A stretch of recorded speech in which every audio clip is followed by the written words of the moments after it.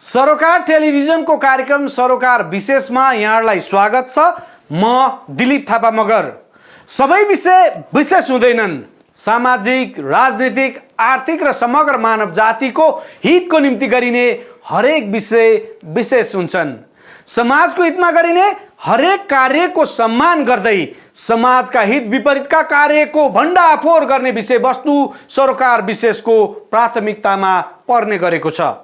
दर्शकहरू, आजको सरोकार विशेषमा सरकारका प्रवक्ता अर्थ, सूचना तथा सञ्चार मन्त्री डाक्टर युवराज खतिवडाले आफ्नो कार्यकाल र अबको यात्राका बारेमा दिनुभएको धारणा जस्ताको तस्तै राख्नेछौँ।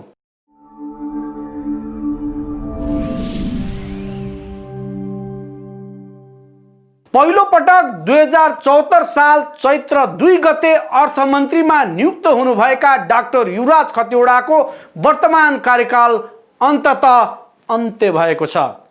राष्ट्रिय सभामा गोला प्रथाबाट 2 वर्ष कार्यकाल निश्चित गर्नुभएका उहाँको पदावधि सकिएकै दिन 2076 साल फागुन 20 गते राजीनामा दिएपछि त्यसको भोलिपल्ट पुनः उहाँ दोस्रो कार्यकालका लागि अर्थमन्त्री नियुक्ति हुनुभएको थियो।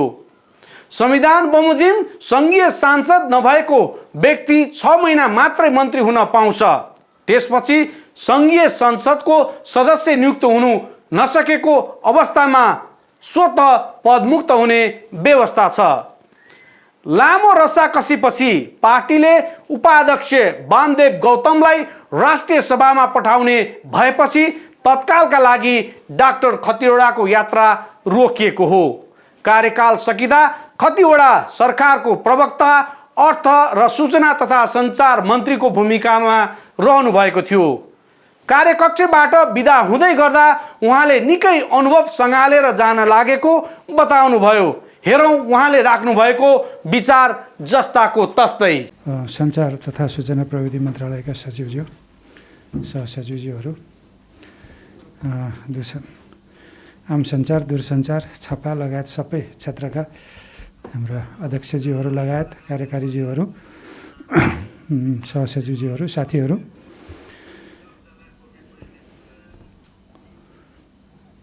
आज म नियमित पत्रकार सम्मेलनको रूपमा होइन, क्याबिनेट पछाडि प्रायः जसो सञ्चार मन्त्री आउँदा मन्त्री परिषदका निर्णय सार्वजनिक गर्न आएको हो कि भन्ने पर्न सक्छ। आज 11 बजेपछि मन्त्री परिषदको बैठक थियो। मन्त्री परिषदका बैठकका निर्णयहरू त माइन्युटिङ भएपछि निश्चित समयपछि सार्वजनिक हुने नै छन्। तर आज मैले तपाईँहरूलाई नितान्त मेरै कारणले निम्ता गरेको हुँ र मैले सोझै माइक लिएको कारण पनि त्यही हो। नेपाल सरकारको अर्थमन्त्रीको रूपमा 2 वर्ष 6 महिना र केही दिन र सञ्चार तथा सूचना प्रविधि मन्त्रीको रूपमा पनि झन्डै 7 महिना जति मैले कार्यभार सम्हाल्ने मौका पाएँ। यो अवधिमा के कति कामहरू भए यी त बिस्तारै सार्वजनिक पनि हुँदै जानेछन् र तपाईँहरूले पनि मूल्याङ्कन, प्रेसको साथीहरूले पनि मूल्याङ्कन पनि गर्दै जानुहुनेछ। तर मैले सञ्चार मन्त्रालयको मैले पाएको जिम्मेवारी अनपेक्षित हो मेरो लागि। म विकासको अध्येता, अभ्यासकर्ता व्यक्ति हुँ। त्यो मानेमा आम सञ्चारको भूमिका नबुझ्ने मान्छे त होइन, सूचना प्रविधिको महत्त्व नबुझ्ने मान्छे पनि होइन। विज्ञान प्रविधि बिना आधुनिक राष्ट्र निर्माण हुन सक्दैन। सूचना प्रविधि बिना 21औँ शताब्दीको समतामूलक समाज पनि निर्माण हुँदैन भन्ने पनि बुझेकै थिएँ। सूचना बिनाको निर्णयहरू कस्ता हुन्छन् र सूचनाको युगमा सूचना नपाउने मान्छे, सूचना नपाउनु र पाउनुको बिच नै असमानताको कडी हुन सक्छ भनेर अहिलेको भनेको विज्ञान प्रविधि र सूचना प्रविधि नै हो। शोषणको माध्यम पनि यो हुन सक्छ, असमानताको स्रोत पनि यो हुन सक्छ राज्यको शासकीय प्रबन्धको समस्याको कारण पनि यो हुनसक्छ भन्ने पनि शासकीय प्रबन्धहरूमा अलिकति अध्ययन गरेको हुनाले त्यो पनि मलाई सामान्य ज्ञान थियो। तर प्राविधिक रूपमा यो मन्त्रालयको जिम्मेवारी म कुनै दिन सम्हालौँला र मैले नेपाल सरकारको प्रवक्ताको भूमिकामा पनि रहँला भन्ने चाहिँ मेरो सोचभन्दा बाहिरको थियो। सामान्य प्रधानमन्त्रीज्यूले अर्थमन्त्रीका अतिरिक्त थप त्यो कार्यभार पनि मलाई सुम्पिनुभयो, विश्वास गर्नुभयो। त्यसको लागि सामान्य प्रधानमन्त्री समक्ष म आभार प्रकट गर्दछु। र नेपाल सरकारको प्रवक्ताको रूपमा रहिरहँदा मैले अलि ठुलो प्रेस भेला गर्ने अवस्था भएन। जुन बेला मैले यो कार्यभार सम्हालेँ त्यसको केही समयदेखि नै हामी लकडाउनको स्थितिमा पऱ्यौँ। त्यसपछि निषेधाज्ञा, कोभिडको सङ्क्रमणको जोखिम बढिरहेको, त्यसले गर्दा हामीले धेरै पत्रकार साथीहरूसँग साक्षात्कार, प्रत्यक्ष यो मन्त्रीपरिषदको निर्णय सार्वजनिक गर्ने क्रममा पनि प्रत्यक्ष रूपमा धेरै भेट हुन सकिएन। तर सूचना प्रविधि यस्तो छ कि जसमा प्रत्यक्ष व्यक्तिको भेट हुनु जरुरी छैन। मैले बोलेका कुरा, सरकारका निर्णयहरू र गर्नुपर्ने कुराहरूमा तपाईँहरूले कै मिडियाबाट, माध्यमबाट सबैले लिङ्क भएर रियल टाइममै जस्तो प्रसारण गर्नुभयो र यहाँ भौतिक उपस्थिति नभएको कारणले कुनै सूचना सम्प्रेषणमा कसैलाई पनि अभाव भएको जस्तो मलाई लागेन। त्यो मानेमा तपाईँहरू सबैलाई यस मन्त्रालयको प्रत्यक्ष अप्रत्यक्ष सम्पर्कमा रहनुहुने हाम्रो प्रेससँग सम्बन्धित सबै साथीहरूलाई म धन्यवाद पनि दिन चाहन्छु। त्यो एउटा प्रसङ्ग मैले यहाँ जोड्न चाहेँ। सञ्चार मन्त्रालय अत्यन्त धेरै आम सरोकार भएको मन्त्रालय हो। सार्वजनिक निकायको रूपमा छापा माध्यम, रेडियो, टेलिभिजन लगायत, हुलाक लगायतका हाम्रा आम सञ्चारका दूरसञ्चार लगायतका सबै सेवाहरू प्रदान गर्ने हामी यहीँ भित्र भएको हुनाले हामीले नेपाली नागरिकहरूसँग गर्ने संवाद प्रत्यक्ष त आमसभाबाट हुँदो हुन्, त्यस्तो अवसर नहुँदा अप्रत्यक्ष संवादको आधार तपाईँहरू नै हो। हामीले गरेका राम्रा कामहरू जनसमक्ष पुर्याउने, हामीले गरेको कामलाई राम्रोसँग बुझाइदिने र हामीले गरेको काममा आलोचना भए भने सुधार्नलाई हामीलाई उत्प्रेरित पनि गर्ने र पृष्ठपोषण पनि गर्ने। यो काम तपाईँहरूले गर्नुभयो, गरिरहनु भएको छ, आगामी दिनमा पनि गर्नुहोला।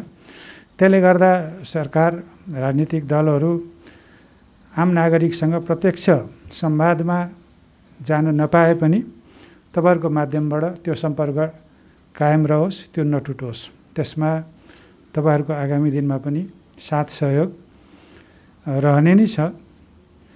र यो मन्त्रालय रिसोर्सफुल, स्रोतपूर्ण मन्त्रालय हो भनेर मैले सुरुदेखि नै भन्दै आएको छु। दृश्य स्रोतहरू, प्राकृतिक स्रोतहरू छन्, वित्तीय स्रोत छन्, मानवीय स्रोतहरू छन्, यी आफ्नो ठाउँमा छन्। तर अदृश्य स्रोत, त्यो स्रोत भएको मन्त्रालय यो हो जसको कुनै सीमा छैन। भनेको परिचालनको सीमा छैन, तर उपलब्धताका सीमा त फेरि पनि छन्। तर हामीलाई प्राप्त भएको अवसर, स्रोत, त्यसको उपयोग गर्न सकिएको छैन, अझै उपयोग गर्नु छ। चाहे त्यो हाम्रो अर्बिटल स्लटको कुरा होस्, चाहे हामीले पाएको फ्रिक्वेन्सी स्पेक्ट्रमहरूको वितरणबाट अधिकतम मुलुकले लाभ लिने कुरा होस्, या सबै नागरिकलाई हामीले अत्याधुनिक तीव्र गतिको सेवाहरू, दूरसञ्चार सेवाहरू पुर्याएर सबैलाई सूचना प्रविधिमा जोड्ने कुराहरू हुन्। यसमा अझै धेरै कामहरू गर्न बाँकी छ र हामीले डिजिटल नेपाल फ्रेमवर्कको परिकल्पना गरेर त्यो फ्रेमवर्क कार्यान्वयनमा ल्याइरहँदा र अहिले कोभिडको सङ्क्रमण भइरहँदा हामीलाई एउटा अपूर्व अवसर प्राप्त भएको छ। अब हामी शिक्षामा अनलाइन एडुकेसन भन्न थाल्यौँ, स्वास्थ्यमा टेलिमेडिसिन, हामीले खालि एउटा फेसन थियो पहिले टेलिमेडिसिन भन्ने कुरो, अब अभ्यासको रूपमा आउँछ। त्यसै गरी जनस्वास्थ्यका कुराहरू कोभिडको बेलामा यहाँहरूले गर्नुभएको यो आम नागरिकलाई सचेतना जगाउनमा हाम्रो चाहिँ मोबाइलको माध्यमबाट होस्, छापाको माध्यमबाट होस्, टेलिभिजनको माध्यमबाट होस्, हाम्रा सबै सञ्चार माध्यमहरू, राष्ट्रशाले न्युजहरू दिएर होस्, यहाँहरू सबैले जुन प्रकारले सहयोग गरिरहनु भएको छ, यो अवस्थाको अन्त्य अहिले मैले देखिराखेको छैन। कोभिडको सङ्क्रमणको जोखिम अब असोज 1 गतेबाट समाप्त हुन्छ भन्ने स्थिति मैले देखिराखेको छैन। हामी अलिक खुकुलो भयौँ, हामी पनि अलि उन्मुक्तै भइहाल्ने, अलिक कठोर हुन खोज्यो, जनजीवनै अप्ठ्यारोमा पर्ने। यसको बिचबाट हामी जाँदै गर्दा अब नागरिकहरू पनि सचेत हुन थाल्नुभएको छ, स्वतस्फूर्त रूपमा आफूलाई संयमित गराउन थाल्नुभएको छ, सुरक्षित रहन थाल्नुभएको छ। त्यो भयो भने स्वास्थ्य सुरक्षा कायम राख्दै दैनिक जीवनलाई सामान्य गर्ने, आर्थिक क्रियाकलापलाई सुचारू गर्ने र हामी कुनै पनि हिसाबले सङ्कट आउन नदिने स्थितिमा पुग्नु छ। त्यसमा संयमतापूर्वक व्यवहार गर्न सबैलाई चेतना जगाउने र सरकारलाई पनि यसो गर्यो भने आम नागरिकलाई सहज हुन्छ भन्ने कुरो बताइदिने काम निरन्तर राख्नुहोला। मेरो यहाँहरूलाई एउटा अनुरोध यो भयो। डिजिटल नेपाल फ्रेमवर्कैमा ब्याक हुन चाहन्छु। अब शिक्षा स्वास्थ्यको मात्रै कुरा होइन, कृषिमा आधुनिकीकरण, सूचना प्रविधि र चाहिँ विज्ञान प्रविधिको प्रयोग बिना त्यो सम्भव छैन। सहरी स्मार्ट सिटी भन्छौँ, त्यो सबै कुरा त्यही प्रविधिमा आधारित हुन्छ। त्यसै गरी हामी अहिले इन्जिनियरिङका नयाँ प्रविधिबाट हामी चाहिँ भौतिक पूर्वाधारका कामहरू अघि बढाउँछौँ। सिँचाइका, खानेपानीका अन्य कतिपय आयोजनाहरूमा हामीले नयाँ प्रविधिमा अघि जानु छ।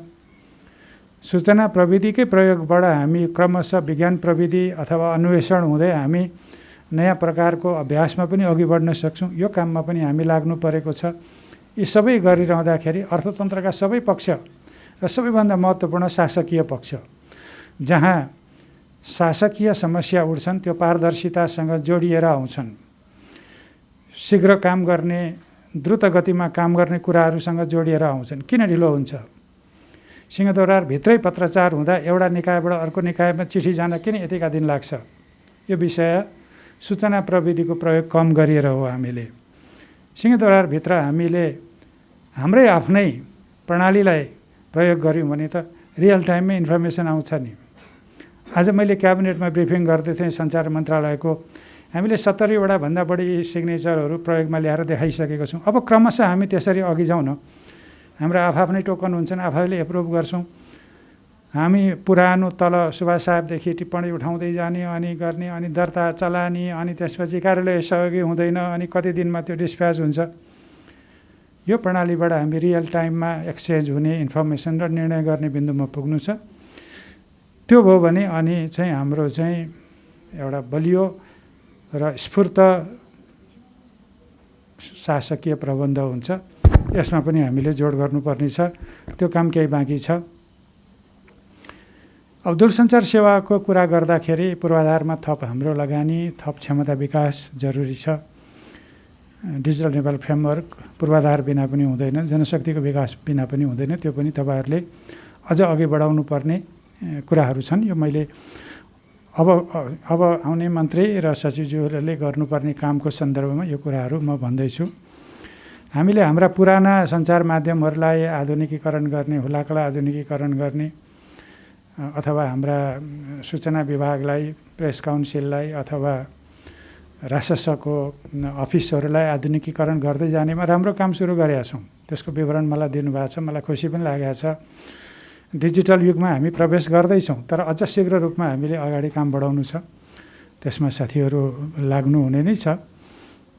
र सबैभन्दा महत्त्वपूर्ण कुरा, यो मन्त्रालयको पूर्वाधार निर्माणका काममा विवादरहित ढङ्गले, चाहे त्यो कुनै पनि खरिदमा होस्, प्रतिस्पर्धी र प्रचलित कानुनको अधीनमा रहेर हामीले काम गर्ने, त्यो कुरा एउटा असल अभ्यासको रूपमा मैले सुरु गरेको छु।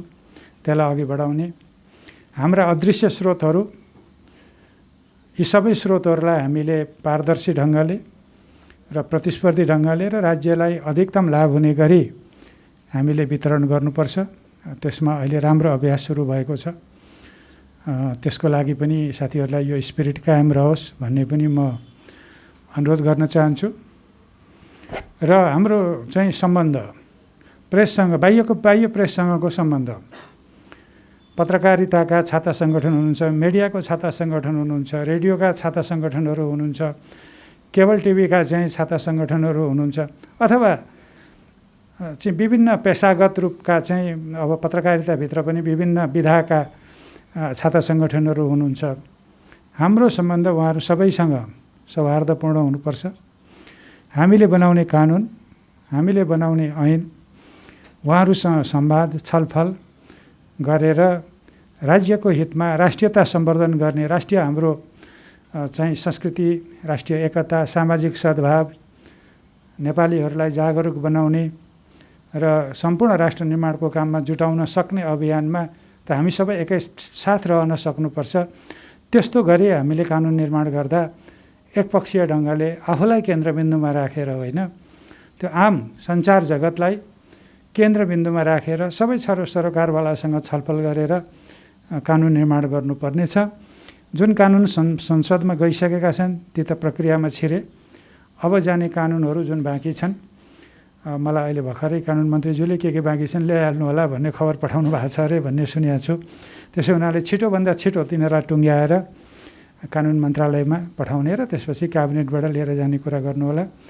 क्याबिनेट कमिटीमा रहेका कुराहरू पनि क्रमशः क्लियर हुँदै गएका छन्, मन्त्री परिषदबाट पास हुन्छन् र ती संसदमा जान्छन्। यी बाँकी कामहरू छँदैछन्, त्यसलाई छिटो सम्पन्न गर्नुहोला। र हाम्रो अलिकति यो साइबर सुरक्षा र चाहिँ हाम्रो आइटी ब्याकअपको कुराहरूमा हामी अहिले भूकम्पीय जोखिममा पनि छौँ, साइबर एट्याकको जोखिम पनि विश्वव्यापी रूपमा भइरहन्छ। वित्तीय कारोबारहरू, सरकारी कारोबारहरू, सरकारी निर्णयहरू पनि अब क्रमशः सूचना प्रविधिकै माध्यमबाट हुने हुनाले हाम्रो ब्याकअप सिस्टमहरू भौतिक रूपमा हुन सक्ने जोखिम र प्रविधिको रूपमा हुन सक्ने जोखिम दुईटालाई ध्यानमा राखेर व्यवस्थित गर्नुहोला। र यी सबै कुराहरू गरिरहँदा हाम्रो क्रेडिबिलिटी साख नगिरोस्, साख माथि नै जान सकोस्, त्यसरी हामी अघि बढ्न सकौँ। मैले आजै केही बेरपछि नेपाल सरकारको अर्थ र सञ्चार तथा सूचना प्रविधि मन्त्रीको पदबाट राजीनामा दिँदैछु। आजको क्याबिनेटमा मैले सामान्य प्रधानमन्त्रीज्यूलाई म राजीनामा दिँदैछु र सरकार बाहिर रहेर पनि मुलुकको लागि, राष्ट्रहितको लागि, राष्ट्रिय विकासको लागि, आम नेपाली नागरिकको विकास र समृद्धिको अभियानमा कुनै न कुनै रूपमा म जुटिरहनेछु। आधारभूत रूपमा म अध्ययन गर्ने, अध्यापन गर्ने, अनुसन्धान गर्ने र नीति निर्माणमा बहस पैरवी गर्न रुचाउने मान्छे हुँ। म त्यो काममा लागिरहन्छु। त्यो मानेमा सूचना प्रविधि, सञ्चार, अलिअलि ज्ञान यो क्षेत्रको पनि भयो। यसमा तपाईँहरूसँग मैले केही कन्सल्टेसन गरिरहन पनि सक्छु र तपाईँहरूले पनि यसलाई पो केही कुराहरू यसमा थाहा छन् कि भन्न चाहनुभयो भने म उपलब्ध पनि भइरहन्छु। र तपाईँहरूसँग मेरो सञ्चार मन्त्रीको रूपको चाहिँ यो भेटघाट अहिलेको लागि यो आजको परिस्थितिमा यही हो। तपाईँहरू सबैलाई, सबै साथीहरूले, सबै निकायको प्रमुखहरूले जुन सहयोग मलाई गर्नुभएको छ, जुन सौहार्दता देखाउनु भएको छ, जुन सहकार्य गर्नुभएको छ, जुन आत्मीयता प्रदर्शन गर्नुभएको छ, त्यसको लागि म धन्यवाद दिन्छु। अब काम गरिरहँदाखेरि सबै कुरा त मिल्दैनन्। किन पनि मिल्दैन भने राष्ट्रिय दृष्टिकोणले गर्नुपर्ने कतिपय कुराहरू व्यक्तिको हितमा नहुन सक्छन्। त्यसो गरिरहँदाखेरि बृहत्तर राष्ट्रिय हितमा कुराहरू गरिरहँदाखेरि र मन्त्रीले आफ्नो व्यक्तिगत हितमा केही नगरिरहँदा केही कामहरू गर्दा कसैलाई चित्त दुखेको रहेछ भने पनि यो मन्त्रीले राष्ट्रहितकै लागि गरे हो, आफ्नो हितको लागि गरेको होइन भन्ने चाहिँ तपाईँहरूले बुझिदिनुपर्छ। किनभने मैले व्यक्तिगत अभिष्टको लागि केही गर्दिनँ, गरेको पनि छैन। मेरो निष्ठा हो, यो कायम रहन्छ र त्यही मेरो निष्ठा, ज्ञान र अनुभवको आधारले मैले यहाँसम्मको जिम्मेवारी पाएको हुँ। त्यसको लागि म सामान्य प्रधानमन्त्रीज्यूलाई फेरि पनि म आभार प्रकट गर्दछु। त्यो जिम्मेवारी मैले प्राप्त गरेको, त्यसलाई मैले इमान्दारीपूर्वक मसँग भएको ज्ञान र अनुभवलाई निष्ठापूर्वक निर्वाह गरेको छु भन्ने मलाई लाग्छ र भोलिका दिनमा पनि सरकार बाहिर पनि मैले त्यसलाई निर्वाह गर्छु।